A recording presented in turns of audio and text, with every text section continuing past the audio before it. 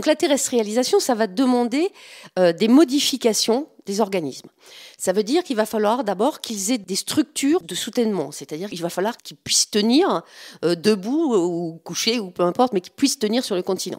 Il faut qu'ils aient un système circulatoire adapté à ce milieu aérien. Il faut qu'ils aient un système respiratoire aérien. On va changer complètement de système de respiration. Il va falloir qu'ils adaptent leur stratégie de reproduction. Et il va falloir qu'ils limitent les pertes en eau de leurs organismes. Donc tout ça, ça va nécessiter des modifications assez importantes.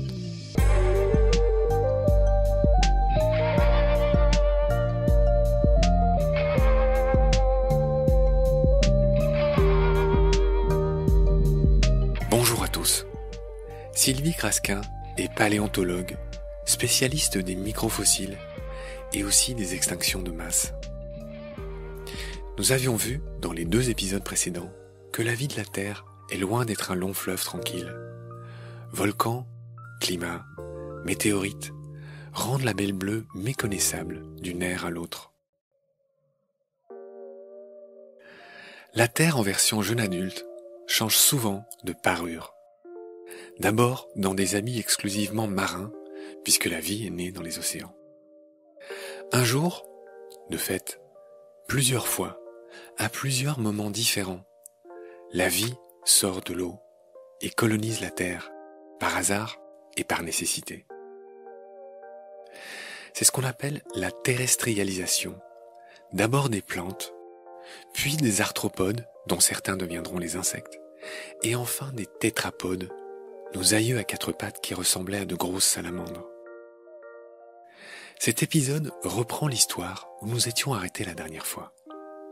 Que s'est-il passé depuis l'explosion de vie du Cambrien, il y a moins 541 millions d'années? Depuis le début de ce que les scientifiques appellent le Phanérozoïque, l'âge des fossiles bien visibles. Que sont concrètement les ères primaires, secondaires, tertiaires, que nous avons tous appris à l'école? À quoi ressemblait la faune à chacune de ces époques? Quand, comment et pourquoi s'arrête une ère géologique? Vous l'avez deviné, elles sont justement délimitées par les grandes extinctions de masse. Aviez-vous en tête que la vie n'est sortie de l'eau que vers moins 500 millions d'années, alors que la Terre est 9 fois plus âgée? Aviez-vous en tête qu'avant cette sortie des eaux, que les scientifiques préfèrent appeler la terrestrialisation, que la vie est née et a évolué exclusivement dans l'océan, le berceau de la vie? Comment se sont faites ces différentes sorties des eaux? Quand nos arrière-grand-mères les plantes, nos arrière-grands-oncles les arthropodes, qui sont devenus les insectes, et nos grands-pères les animaux, sont sortis des océans. Chapitre 3. C'est parti. Salut Sylvie. Salut Marc. Absolument ravi de te retrouver. Donc avec toi, on a décidé de parler des grandes extinctions de masse. Et ce que je t'ai proposé de faire, et c'était pas une entreprise facile, c'est qu'avant, on voulait donner une sorte de cadre pour permettre à celles et ceux qui nous écoutent de s'y retrouver dans les aires géologiques. C'est souvent des noms qu'on entend, le précambrien, je ne sais pas, la grande oxygénation, enfin pas mal de grandes étapes de la vie et même de l'histoire de la Terre et même de l'univers. On est remonté jusque-là avec toi.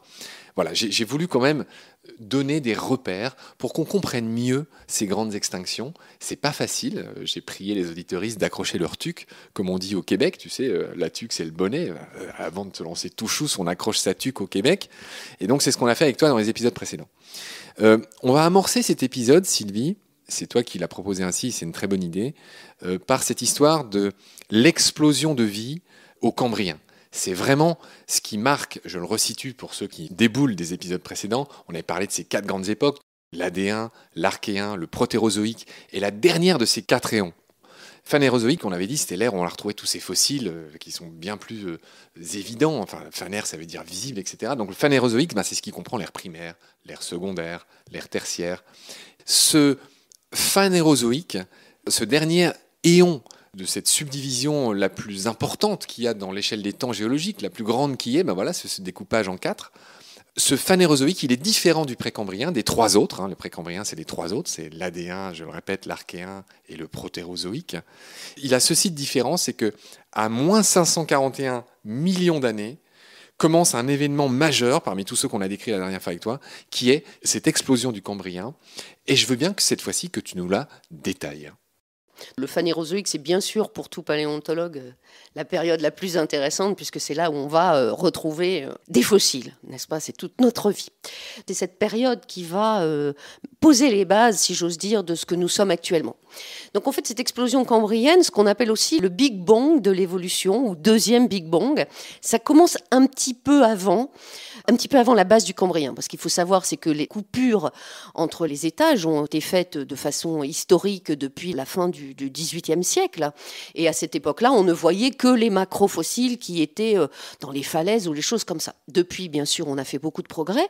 Et donc, on s'est rendu compte qu'il y avait déjà des formes de vie relativement complexes avant 540 millions d'années. Donc, je vous propose de commencer à 630 millions d'années, entre 630 et 542 millions d'années, avec la faune d'Ediacara, datée de 560 millions d'années. C'est quoi l'Ediacara? C'est un site qui est situé en Australie, dans le sud-ouest de l'Australie, et qui a été découvert par Sir Reginald Spring en 1946. Donc en fait, c'est une espèce de carrière avec des schistes et des grès, sur lequel ils ont trouvé des formes un peu bizarres, qui ressemblaient à des traces un peu molles, des choses un peu bizarres. Et on a retrouvé par la suite cette faune d'Ediacara, ailleurs qu'à Ediacara, en particulier à Winter Coast, sur la mer Blanche, au nord de la Russie, ou à Mistaken Point, à Terre-Neuve, au Canada. Tu parles de formes molles. Grosso modo, c'est quelle dimension? Ça ressemble à quoi? Ce sont des métazoaires à corps mou qui ont un plan d'organisation soit en ruban, soit en galette. Donc il faut imaginer quelque chose de très plat et qui sont aussi quelquefois matelassés, c'est-à-dire avec plusieurs couches, et qui sont conservés en empreinte. Et c'est ce qui nous permet de reconnaître ces formes très primitives. C'était des grosses choses ou des petites choses? C'était pas très grand, ça dépassait pas quelques centimètres, centimètres, oui, quelques fois 10, mais c'était vraiment des choses qui étaient plates. On s'imagine une espèce de limace bien écrasée. Voilà, c'est ça, ou des formes de méduses un peu qui seraient écrasées. Alors pendant très longtemps, on s'est demandé ce que ça pouvait être. Il y a même des hypothèses qui ont été débattues pour créer un phylum à part, c'est-à-dire un groupe à part pour ces organismes dont on ne savait pas trop ce que c'était. Mais bon, le consensus actuel pour cette faune d'Ediacara, on pense que certains organismes appartiennent à des choses que l'on connaît maintenant, ce qu'on appelle par exemple les scyphozoaires, c'est-à-dire les cnidaires, les méduses, ou les polychètes, les annélides, ou les arthropodes, dont on va bientôt parler, mais aussi sur certains organismes qu'on ne peut placer nulle part, dans des phylums qu'on connaît, et qui appartiennent à des phylums disparus. Donc après cet épisode de l'Ediacarien, la grande révolution qui va arriver dans l'histoire de l'évolution des organismes, c'est l'apparition du squelette. Et ça, c'est quelque chose de fondamental, puisque ça va changer complètement l'organisation des organismes. Alors c'est un épisode qu'on appelle le SSF, Small Shelly Fossils, c'est-à-dire des fossiles à carapace petit. Donc c'est l'apparition du test carbonaté, en carbonate de calcium. Donc ces organismes vont être capables de prendre le carbonate de calcium pour se faire un squelette. Alors qu'il soit interne, comme par exemple, on va avoir dans les éponges ou les choses comme ça, Les on va avoir oursins? des spicules, par exemple. Tu parles de test, moi je pense aux oursins. C'est pas encore des oursins à cette époque-là, mais bon, ou des squelettes externes, comme des carapaces. Donc ça, c'est quelque chose qui va être vraiment fondamental, parce que ça va permettre aux organismes de ne plus être posés sur le fond, mais de s'ériger et de pouvoir avoir des formes complètement différentes. On est toujours dans du gisement exceptionnel, on ne trouve pas ça partout. Donc ensuite, nous sommes toujours au Cambrien inférieur, au Cambrien moyen. Et là, ce que l'on va trouver, c'est aussi un gisement exceptionnel. C'est une faune qu'on appelle la faune de Shengjiang, en Chine, dans le Yunnan, où là, on va avoir essentiellement des arthropodes. On va avoir des organismes à corps segmentés. On va avoir des organismes avec des grandes épines. Je rappelle que ce qu'on appelle les arthropodes ne perd pas le fil de ce que tu es en train d'expliquer si brillamment. Les insectes sont des arthropodes. C'est un embranchement, les arthropodes. Donc ils ont donné les insectes, les crustacés. Voilà, ce sont tous ces êtres qui sont divisés en différentes parties. Je te laisse continuer. C'est ça, donc les organismes qui ont les corps segmentés. Et donc on va avoir l'apparition de ces groupes d'organismes à corps segmentés avec des grandes épines. Ça va être des choses assez importantes. Et va apparaître le groupe des trilobites. Donc là, dès le Cambrien inférieur, dès la faune de Shengjiang, on observe des trilobites. Et ça va être vraiment le groupe qui va être le plus abondant, le mieux représenté au cours du primaire, du Paléozoïque. Les trilobites, c'est drôle, c'est un peu les mascottes de nos émissions, ça fait plusieurs fois qu'on en parle. Il faut que les gens qui nous écoutent se figurent ça comme une sorte de gros cloporte, j'exagère, en 3 parties, hein, c'est leur nom, trois lobes, les trilobites, qui rampaient au fond des océans, grosso modo, qui ressemblaient, voilà, on l'a dit, crustacés, cloportes. Et c'est ces deux dont tu es en train de parler pour cette prochaine phase de ce que tu décris. Voilà, tout à fait, les trilobites, c'est quelque chose que les étudiants retiennent très facilement avec un nom comme ça, il ne faut pas en douter. Et donc, ces trilobites vont être les mascottes, si je veux dire, les représentants du Paléozoïque.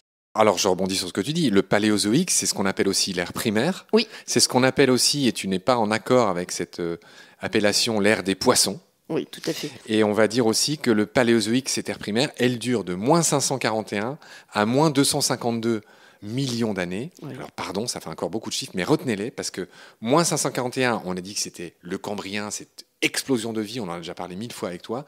Moins 252, c'est un gros morceau de ce qu'on va parler avec toi. C'est la pire extinction de masse qu'il y a jamais eu sur Terre. Elle est à ce point pire que c'est la jonction, que c'est l'articulation entre l'ère primaire et l'ère secondaire, oui. Entre le Paléozoïque et le Mésozoïque. Je voulais vraiment bien insister sur ce moins 252 qu'il faut que celles et ceux qui nous écoutent retiennent, parce que voilà, c'est la fin de l'ère primaire est marquée par cette extinction de masse-là. Pardonne-moi, je te laisse continuer. Il n'y a pas de souci. Donc cette explosion cambrienne, donc on continue notre exploration des grands sites à préservation exceptionnelle qui nous ont donné des informations.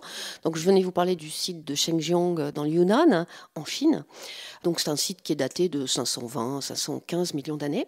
Alors il y en a un autre qui est à peu près du même âge, qui est à Sirius Passet, au Groenland, où là aussi on va retrouver des arthropodes, des trilobites, des choses comme ça. Ensuite, on va avoir quelque chose de plus récent, c'est ce qu'on appelle la faune du Burgess, dont beaucoup de personnes ont entendu parler. C'est un des premiers gisements à préservation exceptionnelle que l'on ait trouvé. Donc il a été découvert par Charles Doolittle Walcott. Doolittle, comme le film. Ouais, c'est ça. Il a trouvé ce gisement en Colombie-Britannique, au Canada, en 1909. Les animaux qu'on a là, c'est essentiellement des trilobites. Et on va avoir d'autres arthropodes, qui vont être aussi des arthropodes avec des épines, des choses comme ça. Mais aussi, dans ce site de Burgess, par rapport au précédent, on va retrouver pratiquement tous les grands groupes que l'on connaît actuellement. Les éponges, les algues, les brachiopodes, les échinodermes, les mollusques. Pardon, on va préciser, brachiopodes, échinodermes, c'est quoi ? Alors, les échinodermes, c'est tout ce qui est étoiles de mer, oursins. Et les brachiopodes, ce sont des organismes qui ont 2 valves, mais qui respirent d'une façon un peu particulière, avec un lophophore. Un petit peu compliqué. Mais ces brachiopodes, on va en reparler parce que ce sont les organismes aussi emblématiques du Paléozoïque. De l'ère primaire. Donc ça, c'est un rapide aperçu de ce qu'a été le deuxième Big Bang. Et à partir de cette période-là, donc, toutes les bases de notre diversité actuelle sont posées. Alors moi je lis que le Paléozoïque c'est l'ère des poissons. Est-ce que par exemple les fameux placodermes qu'on a évoqués, ces poissons très primitifs avec des espèces de placodermes sur le corps, qui avaient des tronches pas possibles, est-ce qu'ils datent aussi de l'ère primaire ? Oui, bien sûr, mais plus tard, beaucoup plus tard dans le Dévonien. Parce que là tu m'as parlé que des trilobites et de je ne sais quels, ceux d'avant j'ai oublié leur nom, mais il faut quand même dire que pendant l'ère primaire, il y a aussi l'apparition de tous les poissons. Donc ce que j'essayais c'est de donner une idée de l'immense diversité. Il n'y a pas eu que des trilobites en fait. Est-ce que tu peux nous parler un peu de ce qu'il y a eu d'autre ? Bien sûr, les représentations que l'on a maintenant du Cambrien, donc c'est-à-dire de tout à fait la base du Paléozoïque, c'est qu'on a des faunes marins. Alors attention, on est toujours en milieu marin, on n'est absolument pas sur le continent, tout se passe dans la mer. Donc on va avoir une biodiversité extrêmement importante, on va avoir des algues, on va avoir des éponges, on va avoir des crinodides, donc des échinodermes, on va avoir des premières faunes qui vont commencer à flotter, à nager dans cette époque-là. Est-ce que par exemple les ancêtres des nautiles, ce qu'on appelle les ammonites, les bélemnites, datent de cette période ? Alors attention, il n'y a pas d'ammonites au Paléozoïque. Ce sont des ammonoïdés. Les ammonites ne vont apparaître qu'au Mésozoïque. D'accord, donc cette diversification dont tu viens de parler s'appelle le Paléozoïque, donc les anciens animaux, c'est ça que ça veut dire, le Paléozoïque, qui dure 290 millions d'années, de moins 541 à moins 252. Donc tu as un peu décrit ce qui se passait. Donc je rappelle que le surnom c'est l'ère des poissons. Donc il y a eu les premiers poissons qui avaient des têtes bizarres dans des carapaces qui sont aussi apparus à cette époque, tout ce que tu as décrit. Ensuite, il y a cette fameuse pire extinction de masse jamais connue sur Terre à moins de 252 millions d'années, qui marque la frontière entre l'ère primaire et l'ère secondaire, entre le Paléozoïque et le zoïque du milieu, c'est-à-dire le Mésozoïque. qui lui est surnommé l'ère des reptiles. Et là, tu me vois venir. Là, c'est un peu l'apparition des premiers reptiles qui vont devenir les fameux dinosaures que tu aimes tant. Voilà, c'est ça. Alors, juste une petite chose que je considère comme importante, les limites entre les étages, entre les aires, sont toujours basées sur des modifications de faune ou de flore. Si on a mis une limite à cet endroit-là, c'est parce qu'il y avait une grosse modification ou l'apparition de nouvelles faunes ou de nouvelles flores. Sylvie, je suis pas complètement rassasié là, de notre ère secondaire mésozoïque, ère des reptiles. Mhm. En gros, de moins 252 à moins 66, ce sont ça les limitations du mésozoïque, hein, donc de l'ère secondaire. En gros, de moins 252 à moins 66. Moins 66, c'est une date pareil qu'il faut que tout le monde retienne. C'est tout simplement l'extinction des dinosaures. Oui. Je voulais juste quand même que tu nous dises deux mots sur ce qu'on a pu y voir, que tu nous fasses ressortir quelques formes. Qu'est-ce qu'on a vu à cette époque?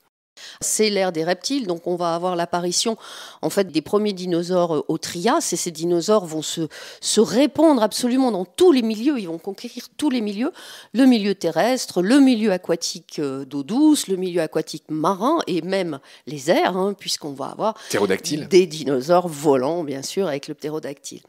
Mais il y a d'autres, parce que je suis toujours un peu gênée qu'on ne parle que de dinosaures et que la paléontologie, c'est loin d'être que les dinosaures, hein. C'est un peu comme si on comparait la biodiversité actuelle en ne parlant que des lézards, par exemple. Mais bon, ceci mis à part, effectivement, c'est la grande ère des reptiles. Et on va avoir d'autres animaux emblématiques, comme les ammonites. Ah, les fameuses. Les fameuses ammonites. Petit coucou, petit bisou à Marjorie Rossian, qu'on avait reçu pour les céphalopodes, et on avait vaguement évoqué les ammonites et les bélemnites. Voilà, donc qui sont des animaux typiques du Mésozoïque. Qui ressemblent à des gros escargots, pardon, juste pour que les gens se figurent. Enfin, les ammonites, c'est une coquille enroulée qui ressemble voilà. à une coquille d'escargot. Les bélemnites, c'est pas du tout ça, c'est une sorte de grand cône. Oui, tout à fait. Avec... Voilà. Je les mentionne parce que j'ai l'impression que la plupart des gens les connaissent ou se figurent. Ce qu'est une ammonite, on en trouve souvent. Bien sûr. Enfin, pas souvent, mais on en trouve parfois quand on se balade. Pardonne-moi. Il n'y a pas de souci. Puis ce qui est très important aussi, c'est qu'on va avoir l'apparition des plantes à fleurs. C'est une grande révolution dans l'histoire de la biodiversité. L'apparition des angiospermes, ça va révolutionner les plantes. Très juste. Alors là, tu mets le doigt sur quelque chose de très important. Avant d'enchaîner sur la fameuse ère tertiaire, c'est-à-dire le Cénozoïque, dont on va aussi dire un mot avec toi, qui nous amène jusqu'à aujourd'hui, c'est un des gros morceaux de notre émission. On va parler de la sortie des eaux. Et là, ne m'arrache pas les yeux, ce n'est pas la bonne expression, mais c'est l'expression que tout le monde comprend.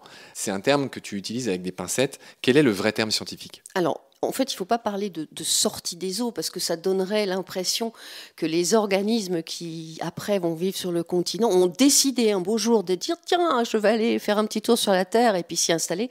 Alors, ce n'est pas du tout comme ça que ça s'est passé. Donc, en fait, le terme exact, c'est la terrestrialisation, c'est-à-dire le fait que les organismes vont se retrouver sur Terre. Alors, sur Terre, ça peut être en eau douce ou en milieu aérien. Il faut faire attention aussi à cette petite chose. Donc la terrestrialisation, elle va commencer aux alentours de 470 millions d'années, c'est-à-dire à partir de l'Ordovicien. Alors ça va se dérouler en plusieurs phases. D'abord les végétaux et les arthropodes. Les arthropodes sont des animaux absolument magiques, de potentiel d'adaptation, et je pense que vous aurez l'occasion d'en reparler avec d'autres collègues. Et ensuite viendront les tétrapodes. Alors pardonne-moi, toi, tu as l'habitude d'y aller un peu vite. Moins 470 millions d'années, c'est les végétaux qui sont les premiers à coloniser la Terre. Tu as parlé des arthropodes, selon les propres chiffres que tu m'as donnés, c'était moins 428, donc c'était quand même pas loin de 50 millions d'années plus tard que les arthropodes nous ont montré le bout de leur nez, si j'ose dire, sur Terre. Et les fameux tétrapodes dont tu parles, c'était plutôt vers moins 385, donc à chaque fois, il y a quand même pas mal de... Tout ça pour dire quelque chose de très important, Sylvie, c'est qu'il n'y a pas eu une sortie des eaux. Non, bien sûr, ça s'est fait très progressivement et c'est pour ça que je parlais de moins 470. C'est à partir de 470 millions d'années. Et si tu me permets, je vais vous dérouler un petit peu la façon dont tout ça s'est fait. Donc la terrestrialisation, ça va demander des modifications des organismes. Ça veut dire qu'il va falloir d'abord qu'ils aient des structures de soutènement, c'est-à-dire qu'il va falloir qu'ils puissent tenir debout ou couchés ou peu importe, mais qu'ils puissent tenir sur le continent. Ramper sur Terre aussi. Voilà. Il faut qu'ils aient un système circulatoire adapté à ce milieu aérien. Il faut qu'ils aient un système respiratoire aérien. On va changer complètement de système de respiration. Il va falloir qu'ils adaptent leur stratégie de reproduction. Et il va falloir qu'ils limitent les pertes en eau de leurs organismes. Donc tout ça, ça va nécessiter des modifications assez importantes. On va commencer par les végétaux. Donc c'est ce qu'on appelle les embryophytes, les plantes terrestres. Comment vont-elles faire pour pouvoir modifier leur organisme? Donc leur structure de soutènement, ça va être la lignine qui va apparaître et qui va faire que les plantes vont pouvoir tenir de façon un peu rigide. Ce qu'on appelle le bois. Voilà. Ils vont avoir un système vasculaire beaucoup plus sophistiqué qu'avant. Leur système de respiration, ça va être les stomates, c'est-à-dire qu'on va avoir des petits organites dans la paroi de la cellule qui va permettre les échanges aériens avec le milieu extérieur sans perdre d'eau. Donc on va mettre des cuticules. Et puis leur stratégie de reproduction, ça va être une modification des spores pour leur permettre de vivre à l'air libre. Donc on va commencer donc à 570 millions d'années, donc toute fin de l'Ordovicien, avec ce qu'on appelle des cryptogames non vasculaires. Donc c'est des toutes premières formes de vie végétale qui vont pouvoir vivre sur le continent, c'est apparenté à des formes de mousse, mais qui sont encore largement inféodées au milieu aquatique, qui ne sont pas encore complètement libérées du milieu aquatique. En gros, c'est des algues sorties de l'eau, quoi. C'est plutôt plus proche des mousses. Ouais. Les mousses, je crois que c'est les bryophytes. Donc, en fait, les grandes innovations de la flore, ça va être les premiers bois et l'apparition des sols, puisque les racines des végétaux vont rentrer dans le sol et ça va permettre de développer ces sols qui vont être extrêmement importants. Donc, les plantes se dressent, s'enracinent, mélangent leur génome et produisent des fruits. C'est ça la grande modification de la terrestrialisation. Donc, ensuite, associé à ces végétaux, on va avoir les arthropodes. Donc on va avoir des myriapodes, des hexapodes, des crustacés, des arachnomorphes. Donc là, leur structure de soutèlement, ça va être un squelette externe. Le système de respiration aérien, ça va être des trachéides, des branchies qui vont être protégées. La stratégie de reproduction, ça va être des œufs à coque. Et pour limiter les pertes en eau, ça va être des squelettes externes chitineux.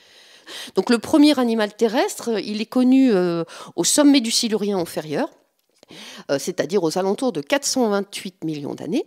Et c'est une petite bestiole avec plein de pattes qu'on a découvert en Écosse. C'est un myriapode. Une sorte de yule, une sorte de mille pattes. Voilà, c'est ça. Donc c'est le plus ancien animal terrestre connu.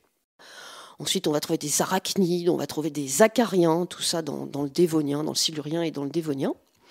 Et ensuite, on va avoir les euryptérides, qui sont les ancêtres des scorpions. Donc c'est quelque chose de gigantesque. Il faut imaginer un scorpion qui ferait 2,50 m de haut. Alors lui, par contre, il n'était pas complètement indépendant du milieu aquatique, mais il vivait en eau douce. Tu es en train de me dire qu'il y avait un truc sur la Terre qui faisait 2,50 m et qui ressemblait vaguement à un scorpion? Ah oui, tu es en train de me montrer une image, alors merci beaucoup. Et en effet, il y a la silhouette d'un homme dessiné à côté, et le truc est 2 fois plus grand, et on dirait, en effet, les lépismes, c'est les petits trucs qui courent dans la salle de bain, là, ce qu'on appelle les poissons d'argent, ça ressemble à ça. Ouais. En fait, c'est plus près d'un scorpion aquatique, et on va aussi avoir des arthropleuras, en fait, qui sont ces organismes, des espèces de 1000 pattes, qui vont faire plus de 2 mètres de long. Ah ouais. Donc j'aurai l'occasion d'en reparler quand on fera les crises et qu'on parlera du Carbonifère. Le Carbonifère, c'est l'époque d'or des arthropodes géants. Bon, évidemment, on parlera aussi des libellules géantes, des choses comme ça. Tu m'apprends quelque chose, 2 mètres. Oui, je pense qu'il fallait pas bon vivre dans cette époque-là, dans les forêts du Carbonifère. Carbonifère, c'est un autre nom intéressant. Carbonifère, ça dit bien ce que ça veut dire. C'est l'époque où a été produit le fameux carbone, les énergies carbonées aujourd'hui. C'est-à-dire le pétrole, le charbon, essentiellement qui proviennent des débris végétaux de cette époque qui s'appelle le Carbonifère. Je ferme la parenthèse. Absolument, mais c'est un sujet qu'on pourrait aborder aussi qui est extrêmement intéressant. Donc après, on va avoir les premiers vrais insectes, cette fois, qui vont apparaître au Dévonien inférieur, aux alentours de 400 millions d'années. Alors Sylvie, pour finir, parle-nous des stars, si j'ose dire. Parle-nous des tétrapodes. Il faut beaucoup de choses.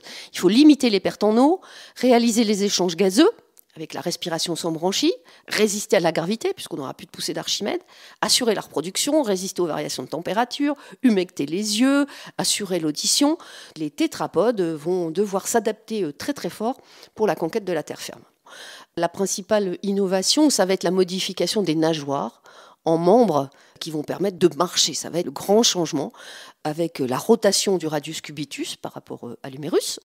On en a parlé dans les épisodes avec Laurent Balesta, qui sont les tout premiers épisodes de la saison 3 de Baleine sous gravillon, où on parlait du fameux sélacanthe qu'il est allé filmer au large de l'Afrique du Sud. Et le sélacanthe est un poisson dit sarcoptérygien, Oui. encore un gros mot, mais c'est juste pour dire qu'il n'avait pas les nageoires comme les poissons actuels qu'on appelle des nageoires rayonnées, donc en forme d'éventail. Il avait des espèces de mini-membres qui préfiguraient ce que tu viens de dire. Tu parlais de Absolument. radius, de cubitus, etc. Et donc voilà, et donc ce sont les cousins des sarcoptérygiens qui ont progressivement réussi à ramper et puis à sortir de l'eau. On imagine bien que ça ne s'est pas fait, comment dire, Non, ça s'est pas fait en 2 minutes, ça c'est sûr. Et donc, pardon, je t'ai interrompu, c'est ce que tu étais en train de raconter. Donc en fait, il va y avoir donc la rotation, si vous voulez, pour qu'il y ait une vraie articulation au niveau de l'épaule. Il va y avoir l'allongement des doigts et la réduction du nombre de doigts, puisqu'on va passer d'une nageoire avec beaucoup de doigts, entre guillemets, à un membre où il n'y aura plus que 5 doigts. Donc en fait, la terrestrialisation des vertébrés va commencer au Dévonien moyen, autour de 385 millions d'années. On peut citer quelques grands fossiles emblématiques de cette progression en allant du plus primitif au plus développé. Donc on peut commencer par le Sténoptéron, ensuite on va avoir le Tiktaalik, l'Acanthostega et l'Ichthyostega, qui est l'organisme qui serait le plus proche pour la terrestrialisation. L'Ichthyostega, je t'en ai parlé quand on s'est parlé pour la première fois. Effectivement, c'est un des premiers tétrapodes qui s'est sorti de l'eau. Il faut juste dire à ceux qui nous écoutent, ça ressemble à une sorte de gros triton d'1,50 m. Tout était gigantesque à cette époque. Et voilà, et en gros, c'est le schéma classique. On voit ça dans certains dessins animés. Je pense à Il était une fois l'homme. Tu te souviens de ce merveilleux dessin animé qu'on a dû voir tous les deux? On voit la progression, c'est-à-dire du poisson qui progressivement devient amphibien, cet amphibien qui progressivement devient reptile, et ce reptile qui devient d'autres choses, par exemple des oiseaux ou des choses comme ça. Est-ce qu'on a plus ou moins fini ces histoires de sortie des eaux, de terrestrialisation? Alors, juste pour conclure, aucun de ces animaux n'est complètement affranchi du milieu aquatique. C'est-à-dire qu'ils sortent sur la terre ferme, mais en particulier pour se reproduire, ils sont encore obligés de retourner au milieu aquatique. Oui, c'est le cas encore des grenouilles aujourd'hui. Voilà. Les grenouilles aujourd'hui, les anours, les urodèles, sont obligées, pour leur cycle de reproduction, de retourner dans l'eau. Elles n'ont pas réussi à faire des œufs, comme les oiseaux, qui leur permettent de s'affranchir de ça, ou les reptiles, par exemple, qui sont capables de pondre dans la terre. Alors, juste 2 petits mots encore sur la terrestrialisation. Il va y avoir un œuf amniotique, c'est-à-dire un œuf qui va protéger les bébés dans une poche, qui va pouvoir résister à la condition atmosphérique. Et donc les premiers œufs qu'on a trouvés avec cette fonction-là sont de la base du Carbonifère au Canada, où on retrouve en fait les embryons de sauropodes dans un œuf bien fermé. Donc ça aussi c'est important de pouvoir adapter sa reproduction. Oui, les amniotes, c'est un grand groupe du vivant. Ce sont tous ces animaux qui pallient l'absence d'eau par la création de cet œuf et de nourrir l'embryon avec le liquide amniotique, etc. Très bien Sylvie, bon, c'était un gros morceau, cette terrestrialisation, on en a parlé. Et moi je voulais finir en disant que si beaucoup d'espèces progressivement, on a vu que ça s'est fait plusieurs fois à différentes époques, hein, c'est pas un truc, il n'y en a pas un jour qui a eu l'idée de sortir, il y a eu les plantes, il y a eu les arthropodes, tu l'as dit, il y a eu les tétrapodes, etc. Ça fait plusieurs fois à différents moments. Il y a aussi eu dans l'histoire du temps des animaux qui sont retournés à l'eau. Quels sont ces animaux? On peut parler en particulier des cétacés, qui sont des mammifères, hein, ne l'oublions pas, hein, qui sont retournés au milieu aquatique. Alors sûrement pour les mêmes raisons que ceux qui en sont sortis, c'est-à-dire qu'ils se sont retrouvés à un moment piégés dans des zones humides de côte où ils ont été obligés de retourner dans l'océan. Alors tu as parlé un peu des stars, des cétacés. Avant eux, il y a eu les tortues qui sont retournées à l'eau, il y a eu les crocos, il y a eu des serpents marins, et il y a 4 lignées de mammifères qui sont retournés à l'eau. Il y en a quand même 4. Il y a tout ce qui est baleines que tu viens de nommer, les dauphins. Il y a eu les siréniens. Donc les siréniens, c'est le dugong et le manatee, etc. Ces espèces de gros phoques bizarres qu'on trouve dans différents endroits du monde. Les pinnipèdes, donc ça c'est les phoques. Et il y a les lutrinés, c'est tout ce qui est loutre. Bon voilà, il y a quand même 4 taxons de mammifères qui sont retournés à l'eau. Au final, enfin voilà, là, des fois il y a des besoins, et donc ça va, ça vient, ça sort, ça rentre. On l'a dit. Sur ces belles considérations de retour après la sortie de l'eau, le retour à l'eau, on va s'arrêter là pour cet épisode. Chère Sylvie, je te retrouve très vite pour la suite, l'époque la plus récente, parce que ça ne t'a pas échappé, on n'a pas parlé du Cénozoïque, qui est l'ère tertiaire. On a parlé de l'ère primaire, de l'ère secondaire. Mais on y arrive, et on va commencer l'épisode précédent à ce fameux astéroïde et à ces autres choses qui ont mis fin à l'ère secondaire et qui ont ouvert la voie à d'autres choses, un nouveau vivant, c'est ça que ça veut dire, Cénozoïque, et qui commence à moins 66 millions d'années. C'est bien ça, Sylvie? Tout à fait. Merci pour tes lumières, je te retrouve très vite pour la suite. Salut. Salut Marc, à bientôt.